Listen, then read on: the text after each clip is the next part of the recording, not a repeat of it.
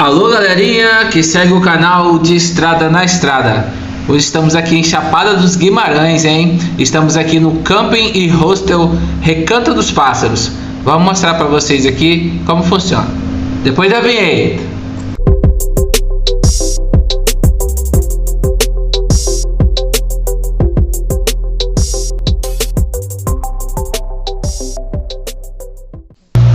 Alô estradeiros, estamos de volta na cidade de Chapada dos Guimarães e vamos mostrar para vocês hoje o Camping Hostel Recanto dos Pássaros, tá?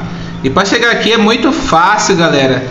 Quando você chegar na cidade, vai avistar de cara aí já esse posto de gasolina aí da Petrobras aí, ó. E é só seguir aí reto, tá?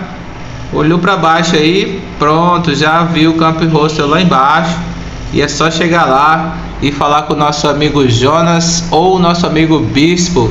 Vocês serão muito bem atendidos, tá? Fica a dica aí, galera.